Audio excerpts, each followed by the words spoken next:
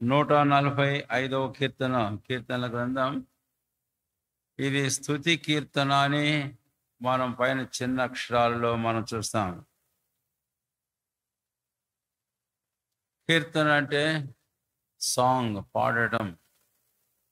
అయితే ఈ కీర్తన అంతా కూడా స్తుతితో నింపబడింది అని, కాబట్టి స్తుతి కీర్తన అని మనం చూస్తాం. తర్వాత ఎవరిది కీర్తన? దావీదుది అని. కాబట్టి దావీదు ప్రభువైన దేవునికి ఆయన ఈ స్తుతి కీర్తన రచించి ప్రభువైన దేవుని గణపరిచాడు, స్తుతి చేశాడు. 50వ కీర్తనలో స్తుతి యాగమును అర్పించువాడు నన్ను మహిమపరచుచున్నాడు అని దేవుని వాక్యం చెబుతుంది. కాబట్టి కీర్తన స్తుతి కీర్తన. ఈ కీర్తన దావీదు కీర్తన అని అనడంలో ఈరోజు దావీదు వలె మన జీవితంలో దేవుని ప్రజలముగా ప్రభువైన దేవుణ్ణి మనమును కీర్తించి స్తుతించే వారంగా, అటు స్తుతి ఆరాధన ద్వారా ప్రభును ఘనపరిచే వారంగా ఉండడం అనేది ప్రభు ఆశిస్తూ ఉన్నాడు అని. సరే, మనం ఈ అధ్యాయంలో ఎన్నో దివ్యమైన సంగతులను గురించి మనం చూస్తాం. కానీ కేవలం కొన్ని క్లుప్తంగా మీ ముందు తేవాలని కోరుతున్నాను. ఆరాధన చేయడానికి పరిశుద్ధాత్మ దేవుడు మనకు సహాయం చేయనట్లు. 3వ వచనం 3 మాటలు నేను జ్ఞాపం చేస్తాను, దయచేసి జాగ్రత్తగా గమనించాలి. యెహోవా మహాత్మ్యము గలవాడు. ఇక్కడ మన ప్రభువైన దేవుడు ఎవరు అనే విషయాన్ని గూర్చి కీర్తనాకారుడు దైవాత్మ ప్రేరితుడై పలికిన మాటను మనం చూస్తాం.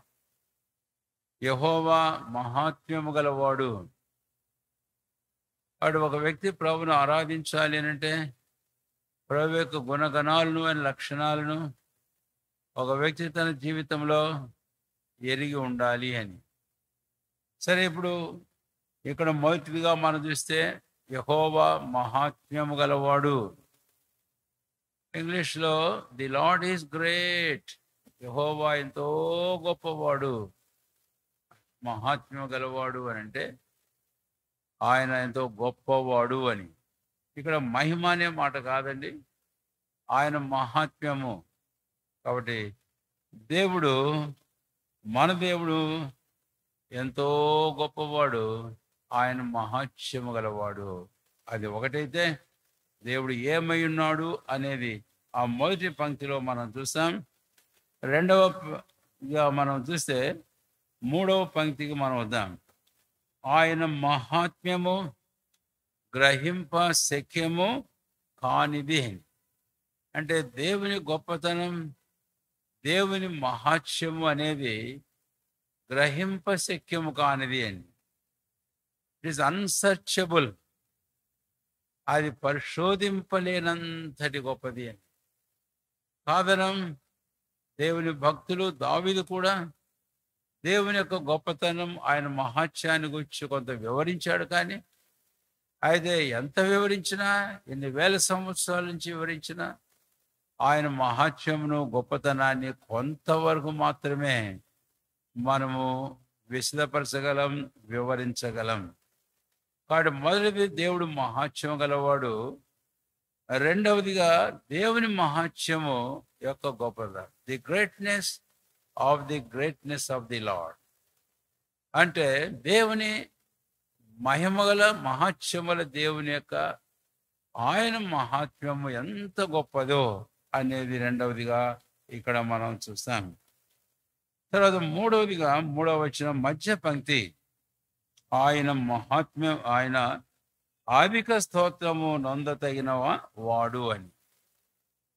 కాబట్టి ప్రభువైన దేవుడు అధికమైన, అంటే ఎంతో ఎక్కువగా, ఎంతో గొప్పగా స్తుతి నొందతైన వాడు, స్తోత్రము నొందతైన వాడు అని.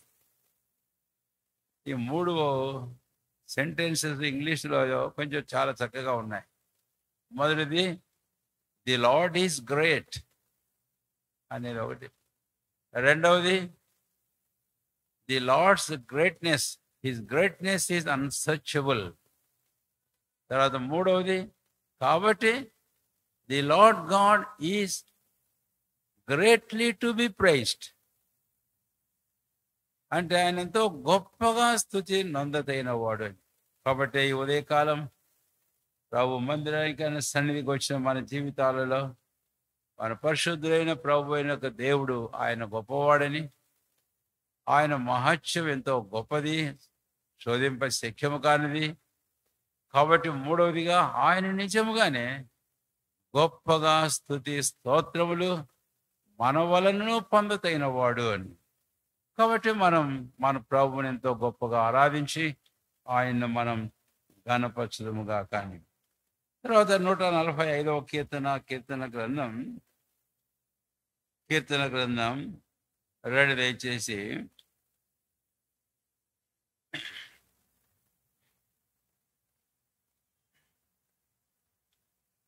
ఇక్కడ మనం గమనించినట్లయితే దావీదు కీర్తనాకారుడు దేవుని గొప్పతనాన్ని గూర్చి, ఆయన మహాత్మ్యమును గూర్చి మనం అర్థం చేసుకోవడానికి, ఆయన మహాత్మ్యం ఏమిటో అని మనం తెలుసుకోవడానికి తాను మాట్లాడిన మాటలు మనము చూస్తాం. ఒకవేళ ఇక్కడ నుంచి మనము దావీదు కీర్తనలోనే ఇంకా కొన్ని సందర్భాలు వెళ్ళి క్లుప్తంగా కొన్ని తలంపులు ఆరాధన కొరకై మనం చూడడానికి ప్రయత్నం చేద్దాం. మొదటిది దయచేసి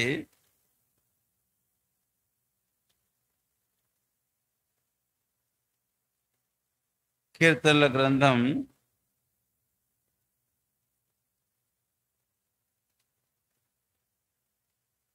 3వ అధ్యాయం. కీర్తనల గ్రంథం 3వ అధ్యాయము 8వ వచనం.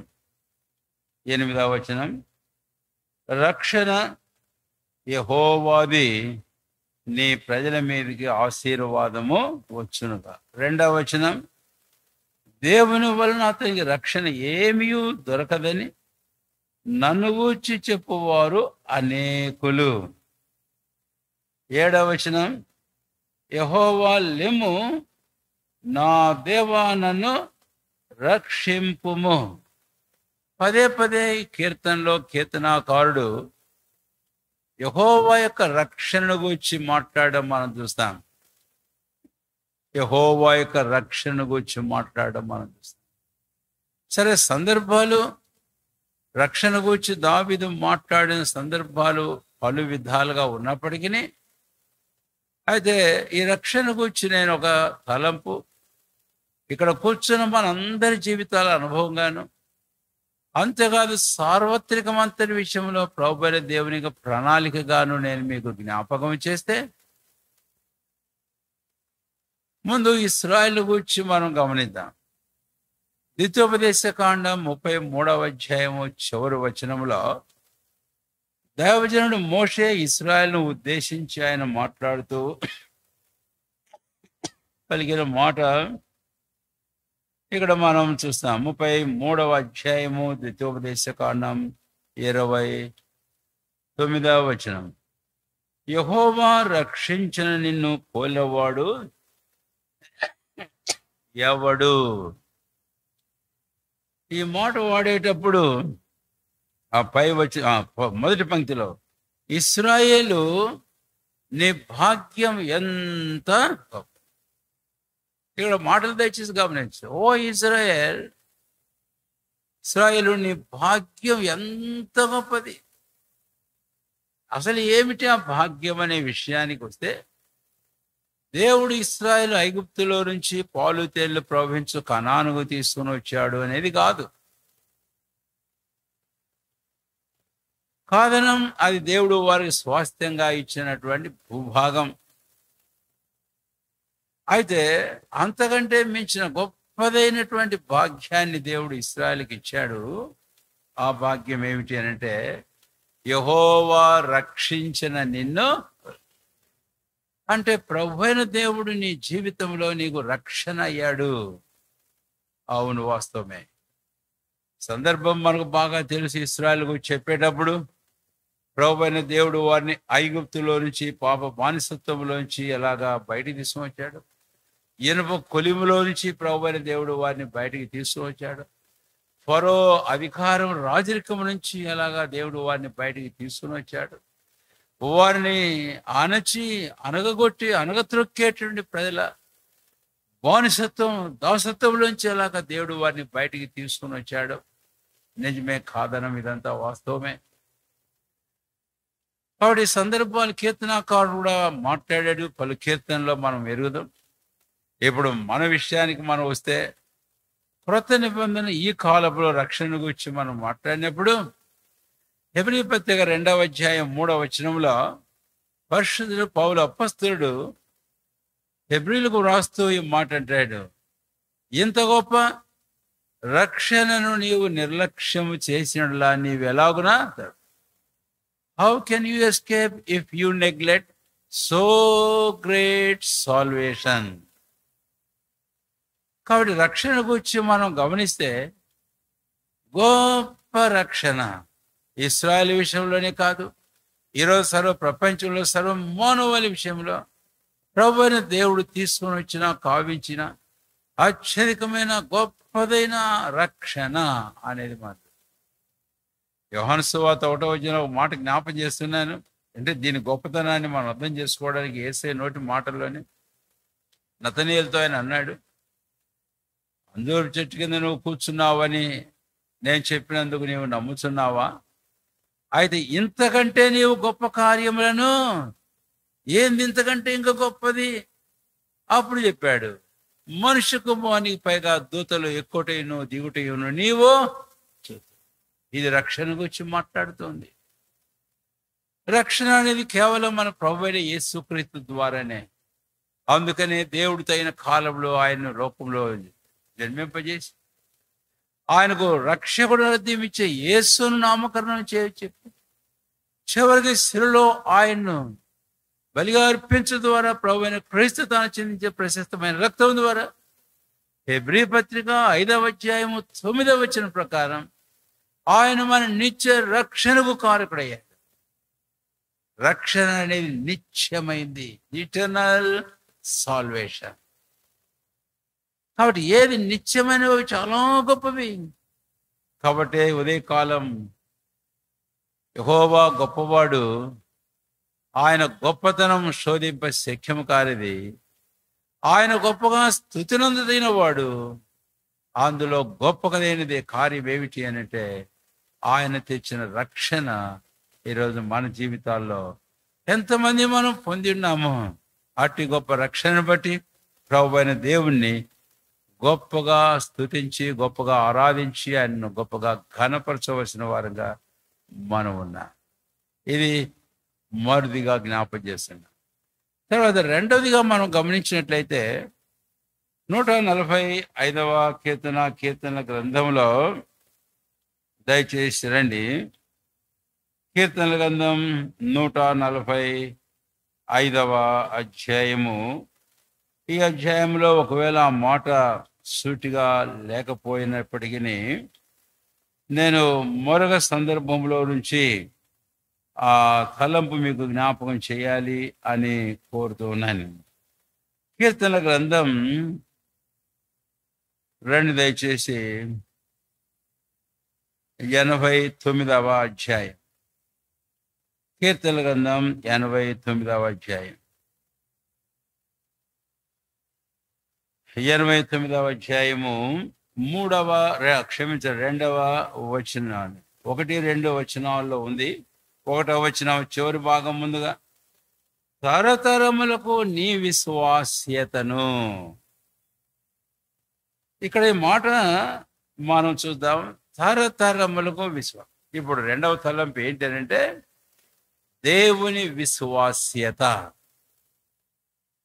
ఆయన రక్షణ గురించి మనం చూసాం. రెండవది ఆయన విశ్వాస్యతను గురించి మనం చూస్తాం. The faithfulness of God.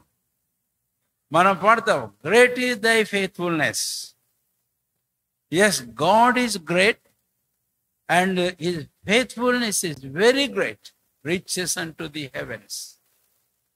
ఆయన విశ్వాస్యత అని ఇక్కడ 1వ వచనం 89వ కీర్తనలో మనం చూస్తే, తరతరములకు నీ విశ్వాస్యత. రక్షణ గుర్చేది ఎంత గొప్పదో. రక్షణ నిత్యమైనది అని మనం చెప్పుకున్నాం కదా, ఇటర్నల్ సాల్వేషన్ అని. దేవుని విశ్వాస్యత కూడా చాలా గొప్పది. అంతేకాదు, ఆయన విశ్వాస్యత కూడా నిత్యమైంది, తరతరములు తరతరములు ఉండేది అని. కాబట్టి అట్టి విశ్వాస్యతను బట్టి ఈరోజు మనం ప్రభు అయిన దేవుణ్ణి ఏం చేయాలంట? 5వ వచనం, 89వ కీర్తన 5వ వచనం. యెహోవా ఆకాశ వైశాల్యముని ఆశ్చర్య కార్యములను స్తుతించుచున్నది, పరిశుద్ధ దూతల సమాజంలో నీ విశ్వాస్యతను బట్టి నీకు స్తుతులు కలుగుచున్నాయి. కాబట్టి రెండవదిగా దేవుని యొక్క విశ్వాస్యత ఆయనను స్తుతించడానికి ఆధారం అనేది ఇక్కడ మనకు అర్థమవుతుంది అని. కాబట్టి ఈ ఉదయకాలం దేవుని విశ్వాస్యతను, ఆయన నమ్మకత్వము అని చెప్దాం. అందుకై ప్రభువును స్తుతించి మనం కనపడతాం. నిశ్చయముగా దేవుడు మనందరి ఎడల నమ్మకమైన వాడు. పౌలు అంటాడు, మనము నమ్మతగని వారమైనప్పటికీ ఆయన ఎలాంటి వాడు అంటాడని చెప్పండి? నమ్మదగిన వాడు. ఈ నమ్మదగిన వాడు లేక ఆయన విశ్వాస్యత, నమ్మకత్వాన్ని గురించి మనం మాట్లాడుకునేటప్పుడు దాన్ని మనం అర్థం చేసుకోవడానికి మనం ఒక మాట చూడాలి. రావిజన్లో భక్సింగ్ గారు ఒక మాట అంటుండేవాడు. ఆయన సమయాల్లో ఆయన సాక్ష్యాన్ని గురించి కానీ ఆయన జీవిత అనుభవాన్ని గురించి మాట్లాడేటప్పుడు, God has been so faithful and he has never failed. దేవుడు నా విషయంలో ఎంతో నమ్మదగిన వాడుగా ఉన్నాడు. అది ఎట్లా చెప్పగలను? ఎప్పుడు నా వీళ్ళ ఆయన తప్పిపోయిన వాడు కాదు. చాలా చోట్ల చాలా కార్ల మీద టెక్స్ట్ ఒకటి చూస్తుంటాం, జీసస్ నెవర్ ఫెయిల్స్. యేసు ఎన్నడను తప్పిపోడు అని. కాబట్టి దేవుని విశ్వాస్యత అనేది మనం అర్థం చేసుకోవడానికి ఆయన ఎన్నడూ కూడా తప్పిపోని వాడు అన్న సంగతి, ఆ విషయాన్ని మనకు గ్రహింపు కలగజేస్తుంది. ఆయన విశ్వాస్యత అంటే ఏంటో, నమ్మకస్తుత. సరే, ఇప్పుడు దావీదు జీవితాల్లో ప్రభువైన దేవుడు తన ఆత్మ ద్వారా ఈ విశ్వాసాల గురించి ఎక్కువగా మాట్లాడుతూ వచ్చాడు. అందుకు రండి, ఎక్కడ తప్పిపోలేదు దేవుడు దావీదు విషయంలో. 89వ కీర్తన 2వ వచనం, కృపనిత్యము స్థాపింపబడిననియు ఆకాశమందే నీ విశ్వాస్యతను. కాబట్టి విశ్వాస్యత స్థిరమైంది, నిలకడ అయింది. ఆయన నమ్మకత్వం, విశ్వాసం తప్పిపోయేది కానే కాదు అన్న మాటలు ఇక్కడ మనకు తేటగా అర్థమవుతూ ఉన్నాయి అని. ఏ విషయంలోనో ఇప్పుడు మనం చూడాలి. దేవుని విశ్వాస్యత దావీదు జీవితంలో మనం గమనించినట్లయితే కనుక, దావీదుతో దేవుడు ఒక నిబంధన చేశాడు. 3వ వచనం జ్ఞాపం చేసుకుందాం. నేను ఏర్పరచుకునే వానితో నిబంధన చేసి ఉన్నాను, నిత్యము నీ సంతానమును స్థిరపరచెదను. దేవుడు దావీదునకు సంతానమునకు ఇచ్చిన వాగ్దానం చేశాడనే సంగతి మనందరికీ బాగా తెలుసు. 2వ సమూయేలు 7వ అధ్యాయము 27, 28, 29 వచనాల్లో మనం చూస్తాం. ఆ తర్వాత దావీదు సంతానాన్ని గురించి మాట్లాడుతూ, నీవు కాదు మందిరం కట్టవలసింది, నీ గర్భవాసంలో పుట్టబోవ నీ కుమారుడైన సొలొమోను నా కొరకు ఒక మందిరం కడతాడు అని చెప్పాడు.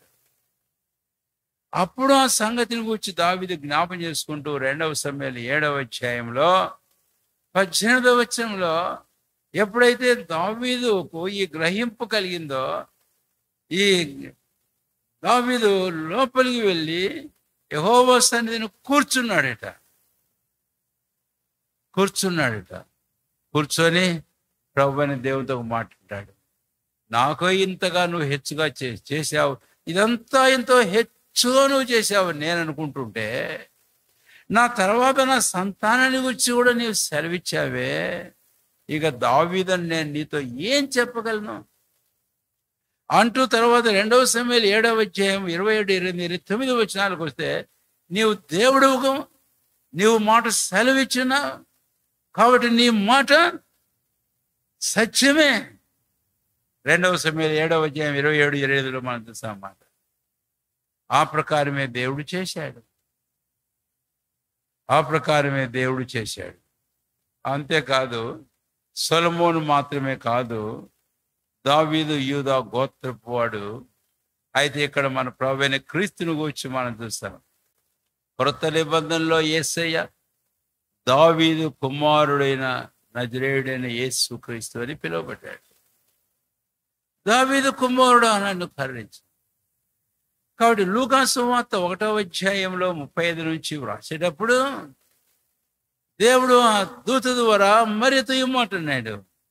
అతడు తన తండ్రి అయిన దావీదు సింహాసనం మీద కూర్చుని నిత్యమును ఏలుబడి చేస్తాడు. ఆయన సింహాసనం నిరంతరం స్థిరపరుస్తాడు. కాబట్టి చూడండి, సంతానాన్ని గురించి, దావీదు యొక్క సింహాసనాన్ని గురించి దేవుడు ఏమైతే సెలవిచ్చాడో వాటన్నిటినీ తూచా తప్ప ఆయన నెరవేర్చుతూ వచ్చాడు. దేవుని స్తోత్రం. సరే, ఈ విషయాలన్నీ మన విషయంలో దేవుని విశ్వాసం ఏంటో అర్థం చేసుకోవడానికి నేను జ్ఞాపం చేస్తూ వచ్చాను.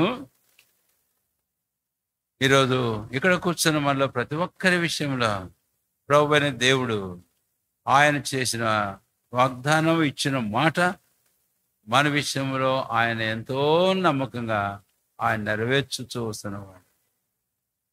ఆయన నమ్మదైన వాడు. మనమే ఎన్నోసార్లు అపనమ్మకస్తులం అయినప్పటికీ ప్రభు ఏమైతే సెలవిచ్చాడో ఆ ప్రకారం మన జీవితంలో ఆయన ఏమైతే సంకల్పించాడో ఆ ప్రకారం ఆయన తన సంకల్పాలు మన జీవితాన్ని నెరవేర్చుతూ వస్తున్న ఆయన నమ్మకత్వం, ఆయన విశ్వాసత. వాగ్దానం చేసినవాడు నమ్మదైన వాడు. ఇలాగ ఆయన మాట ఇచ్చి నెరవేర్చేవాడు. అబద్ధం మాటకు ఆయన నరుడు కాడు. ఆయన సంతాపడుగు మనుషుడు కాడు. కాబట్టి ఆయన చెప్పాడు దాన్ని చేస్తాడు. ఇంతవరకు ఆయన చేశాడు నా జీవితంలో, నా కుటుంబంలో. ఆయన తన మహిమ కొరకు తన విశ్వాసాన్ని కనిపించాడు. నేను తప్పిపోయా, నేను తొట్టిల్లా, ఆయనను నమ్మదైన వాడుగా నా పట్ల ఉన్నాడు. అందుకే నేను నా ప్రభువును స్తుతించి నా ప్రభు నేను ఘనపరుస్తాను. ఆ తర్వాత మరొక తలంపుకు మనం వెళ్తే, నీ విశ్వాసను బట్టి పరిశుద్ధుల సమాజంలో నీకు స్తుతులు కలుగును అని మనం చెప్పుకున్నాం. ఆ విషయానికి వచ్చి ఇంకా ఎన్నో సందర్భాలు మనం చూస్తాం. 145వ కీర్తన మరొక మాట జ్ఞాపం చేసి మనం ఆరాధనలో ప్రవేశిద్దాం. 145వ కీర్తన 1వ వచనం. రాజవైన నా దేవా, నిన్ను ఘనపరచెదను, నీ నామమును నిత్యము సన్నుతించెదను. 2వ వచనం. అనుదినము నేను నిన్ను స్తుతించెదను, నిత్యము నీ నామమును స్తుతించెదను. ఇప్పుడు 3వదిగా ఆయన నామమును గురించి మనం చూస్తాం. ప్రభు ఆయన ఎంతో గొప్పవాడు అన్నప్పుడు ఆయన పేరు ఎంతో గొప్పది, ఆయన నామము యొక్క గొప్పతనం. The greatness of the name of our Lord Jesus. మన ప్రభు అయిన యేసు క్రీస్తు వారు ఆయన పేరు యొక్క గొప్పతనం అనేవి ఇక్కడ మనం చూస్తాం. 2వ వచనంలో నిత్యము నీ నామమును అన్నప్పుడు మనకు తేటగానే అర్థమవుతుంది దేవుని నామము నిత్యము ఉండేది అని. కాబట్టి ఆయన పేరు నిత్యమైనది అని దేవుని వాక్యంలో స్పష్టంగా మనము అర్థం చేసుకోగలుగుతాం. ఆయన నామం అలాంటిది అని. తర్వాత 76వ కీర్తనలో సూటిగా మనకి మాట ఉంది. 1వ వచనం, యూదాలో దేవుడు ప్రసిద్ధుడు, ఇశ్రాయేలులో ఆయన నామము గొప్పది. His name is great in Israel. కాబట్టి గొప్పదైన ఆయన నామము అనేది ఇక్కడ మీకు జ్ఞాపకము చేయబడుతున్నాను. కాబట్టి సూర్యోదయం మొదలుకొని సూర్యాస్తమయం వరకు ఆయన నామము ఏ నామం? అది స్తుతినందుతైనటువంటిది. అవును, నిజమే. కాబట్టి ఇక్కడ ప్రభువైన దేవుని యేసుక్రీస్తు వారి యొక్క నామం, ఆయన నామం గొప్పది. రెండవది, ఆయన నామం నిత్యమైనది.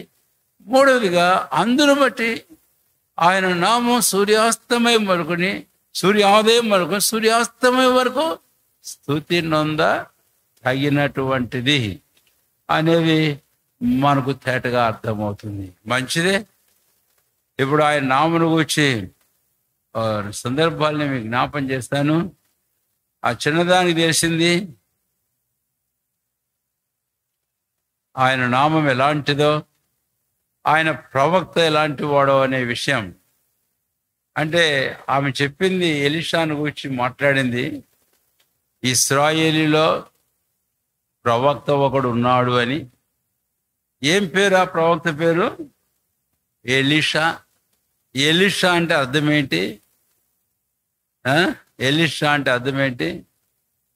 రక్షణ యెహోవాది అని అర్థం. అంటే salvation is of the lord, salvation of God. Elisha, salvation of God, రక్షణ, యెహోవా యొక్క రక్షణ. ఆ చిన్నదన్నది ఇశ్రాయేలులో ప్రవక్త ఒకడు ఉన్నాడు అని. రాజుకు అర్థం తెలియదు.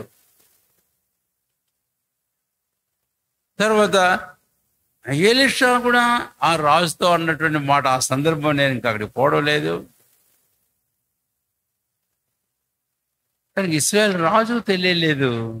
అయితే ప్రభువైన దేవుని పరిశుద్ధమైన అద్భుతమైన మహత్తైన ఆయన నామం. ఇప్పుడు క్రొత్త నిబంధనకు వచ్చిన జ్ఞాపం చేస్తే అపొస్తలుల కార్యం 4వ అధ్యాయం 12వ వచనంలో, ఈ నామముననే కానీ ఆకాశం కింద భూమి మీద మనుషుల మధ్య ఇవ్వబడి మరి నామమున రక్షణ లేదు. అక్కడ కూడా మనం చూస్తాం యేసు ప్రభుని పేరు యొక్క అసమానత్వం, అసమానమైనటువంటి పేరు అది. తర్వాత మరొక మాట నేను మీకు జ్ఞాపం చేస్తాను, ముగించేస్తాను. యాకోబు అంటాడు, యాకోబు పత్రిక 2వ అధ్యాయం 7వ వచనంలో ఏమని? మీకు పెట్టబడిన శ్రేష్టమైన ఆయన నామమును అని. కాబట్టి ఈరోజు ఎంతమంది ప్రభు అయిన క్రీస్తు యేసునందు విశ్వాసం ఉంచారు, వారందరికీ ఈ చక్కని శ్రేష్టమైన అసమానమైన నిత్యమైన నామం వారికి పెట్టబడింది. ఇప్పుడు వారు క్లెయిమ్ చేస్తారు, ఈ పేరు నాది, ఈ పేరు గలవాడు నా వాడు. కాబట్టి ఈ పేరు ఎంతో గొప్పది. ఎంత గొప్పది అనేది ఎన్నో సంగతులు మనం చూస్తే యేసయ్య చెప్పిన ఒక మాట జ్ఞాపం చేస్తున్నాం. యోహాను సువార్త 16వ అధ్యాయం 24వ వచనం. యోహాను సువార్త 16వ అధ్యాయం 24వ వచనం చదువుతానే ఉన్న ఒకరు గట్టిగా చదవండి. ఇది వరకు మీరేమీ నా పేరిట అడగలేదు, మీ సంతోషం పరిపూర్ణమవుట అడుగుడి, మీకు దొరుకును. కాబట్టి ఇక్కడ ఆయన నామం ఎలాంటిదో మనకు పెట్టాడు కదా. నా పేరిట మీరు ఏమి అడగలే, నా పేరిట మీరు అడగండి. యోహాను సువార్తలో మనం ఇంకా అక్కడే క్రిందకు మనం వెళితే కనుక, ఇంకా మనం క్రిందకు వెళితే కనుక అక్కడ ఏమంటాడంటే, తండ్రి కుమారుని మయంపరచమంటూ దేన్నైతే మీరు అడుగుతారో నా పేరిట నేను దాన్ని చేస్తాను. కాబట్టి మనకు అనుగ్రహించబడిన శ్రేష్టమైన నామం, అది మన జీవితాల్లో ఒక అధికారం మనకు అనుగ్రహించబడింది. ఎవరికి చెబుతున్నాను, మనము వాడే కరెన్సీని మనం చూస్తే ఆ కరెన్సీ మీద రిజర్వ్ బ్యాంక్ గవర్నర్ సంతకమైన ఉండేది ఉంటుంది. I promise to pay the holder. అంటే ఆ గవర్నర్ ప్రామిస్ చేస్తుండ, కాగితం మామూలు కాగితమే, ఏదో ముద్ర తింటారు. అయితే I promise to pay the holder అంటే ఆ గవర్నర్ చెబుతున్నాడు, రిజర్వ్ బ్యాంక్ గవర్నర్. కనుక మనం చూస్తే మన ప్రభువైన యేసుక్రీస్తు వారు ఆయన నామం మనకిచ్చాడు, ఆయన నామం గల పేపర్ మనకిచ్చాడు, ఆయన నామం గల చెక్ మనకిచ్చాడు, ఆయన ప్రామిస్ ఆయన పేరిట మనకు అనుగ్రహించాడు. కాబట్టి ఆయన నామమును మనం ఏమి క్లెయిమ్ చేసినా నిశ్చయంగా అది మనకు అనుగ్రహించబడుతుంది అని 145వ కీర్తనలో దానికే మనం వస్తాం. కీర్తన గ్రంథం 145వ అధ్యాయం,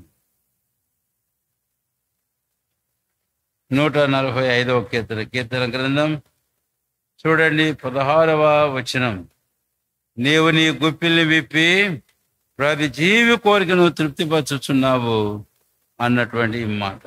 9వ వచనం, యెహోవా అందరికీ ఉపకారి, ఆయన కనికరములు ఆయన సమస్త కార్యముల మీదను ఉన్నవి అని. ఇది మనమే కాదు, కీర్తనాకారుడు అన్నట్లు సర్వజీవుల కన్నులు ఆయన తట్టు చూస్తున్నాయట, తగిన కాలం ముందు వాటికి ఆయన ఏం పెడుతున్నాడట.